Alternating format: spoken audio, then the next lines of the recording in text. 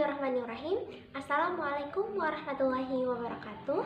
Perkenankan saya untuk memperkenalkan diri terlebih dahulu.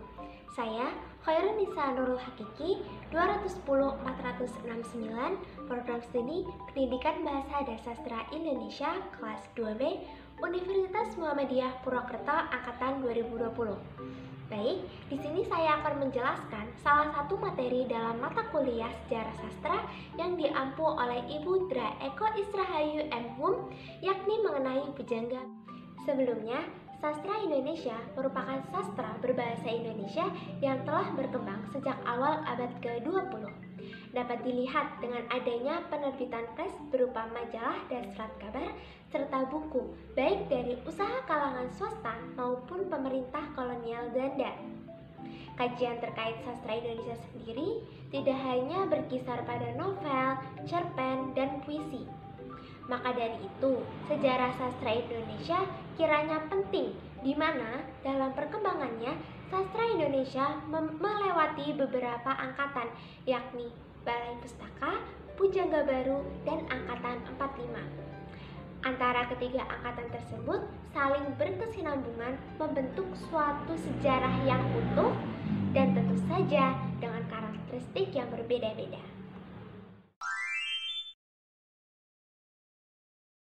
Pujangga Baru merupakan nama sebuah majalah yang diterbitkan Mei 1933 oleh Sultan Takdir Al-Syabana. Penerbitan dan pendirian majalah ini bertujuan untuk menumbuhkan kesusastraan baru yang sesuai dengan semangat zamannya dan mempersatukan para sastrawan dalam satu wadah, karena dapat dikatakan jika sebelumnya mereka menulis di berbagai majalah sehingga karyanya tercerai-berai.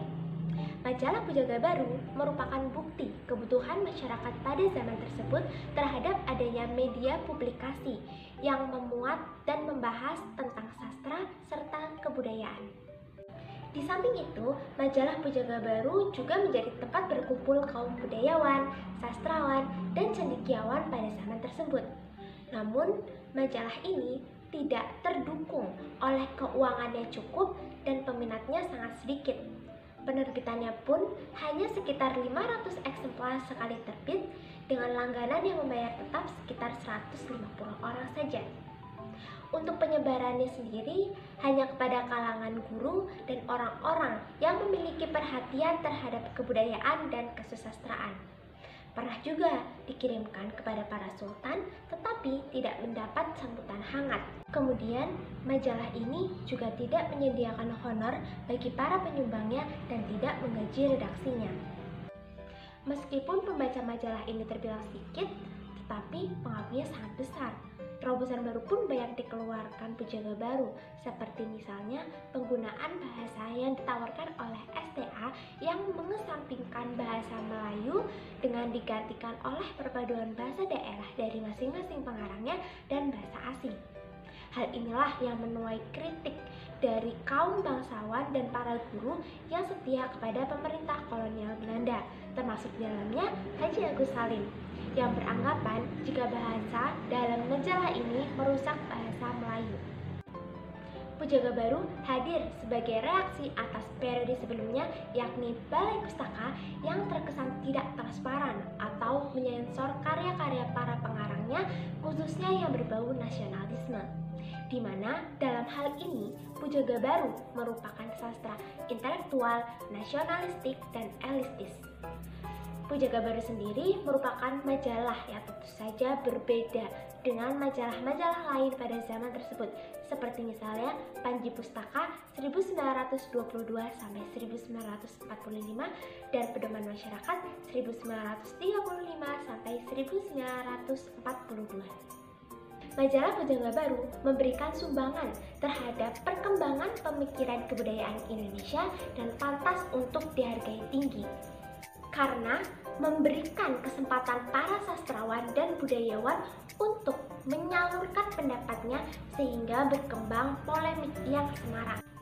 Golongan Pujangga Baru berpolemik dengan kaum tua dalam berbagai aspek, seperti misalnya masalah bahasa dan sastra, pendidikan, kebudayaan, dan pandangan hidup bermasyarakat.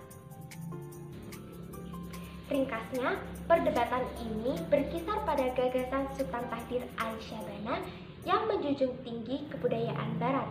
Sultan Tahdir Ali Syabana beranggapan jika hanya dengan jalan mereguk ilmu dan roh Barat sepuas-puasnya, kita dapat mengimbangi bangsa Barat. Di sisi lain, Dr. Supomo dan Ki Hajar Dewantoro yang menjunjung tinggi dan bersikeras untuk mempertahankan tradisionalisme sebagai kepribadian bangsa. Selain itu, Sanusi Pane yang menyatakan jika manusia Indonesia baru haruslah menggabungkan kepribadian antara Faust yang dinyatakan sebagai wakil roh Barat dan Arjuna sebagai wakil roh Timur.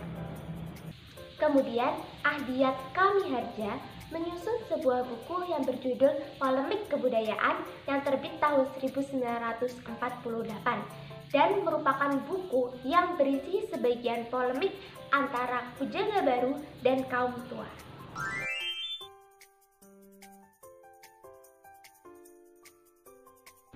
Selanjutnya, tentu saja karya sastra yang hadir pada masa Pujangga Baru ini memiliki karakteristik tersendiri. Antara lain, yang pertama, jenis puisinya adalah puisi bebas dan mementingkan unsur keindahan bahasanya.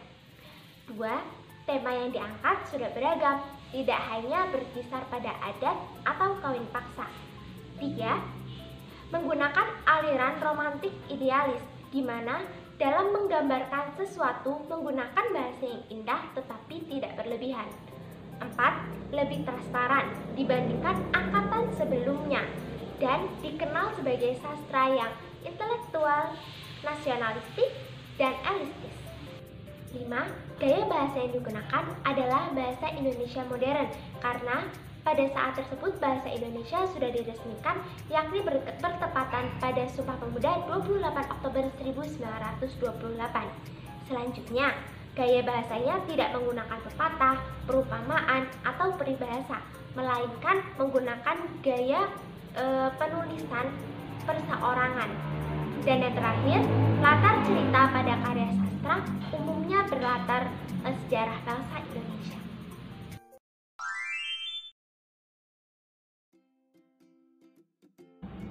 Nah, untuk para pengarang sendiri yang hadir pada masa Pujangga Baru ini dan menyumbangkan karyanya, sebenarnya ada siapa saja sih? Ya, benar, tidak lain dan tidak bukan, salah satunya adalah Sultan Tahdir Ali Syabana yang merupakan pendiri dari majalah Pujangga Baru. Beliau menuliskan karyanya antara lain Dian Tak Ujung Padam, Anak Perempuan di Sarang Penyamun, dan Layar Terkembang.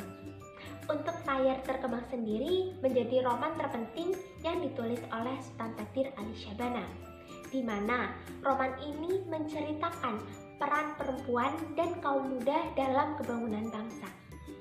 Kemudian ada juga Sanusi Pane yang turut menyumbangkan karyanya, yakni Kertajaya dan Madah Kelana.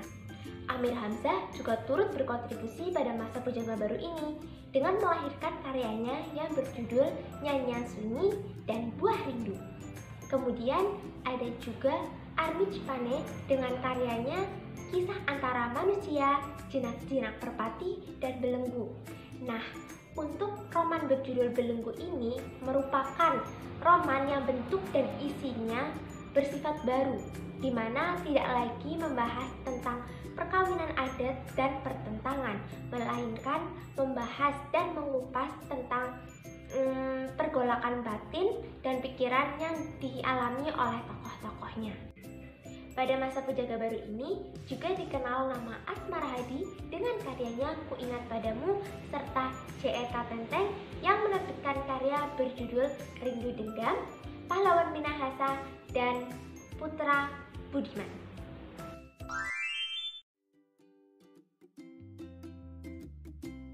Lantas, untuk karya puncak pada masa Pujangga Baru ini sebenarnya karya apa sih? Ya, seperti yang sudah saya sebutkan sebelumnya, Sultan Tahdir Ali Syabana menuliskan salah satu karya yang berjudul Layar Terkembang, di mana karya ini menjadi karya terpenting yang dimiliki oleh beliau. Karya ini bukan merupakan roman sebagai bacaan biasa, tetapi roman yang bertendensi, di mana beliau menyampaikan pendapat dan pandangannya tentang peranan perempuan dan kaum muda dalam pembangunan suatu bangsa. Ya, mungkin cukup sekian paparan dari saya mengenai Angkatan Pujangga Baru. Semoga ada manfaat yang dapat diambil dari penjelasan saya. Demikianlah dari saya, kurang lebihnya mohon maaf. Terima kasih. Wassalamualaikum warahmatullahi wabarakatuh.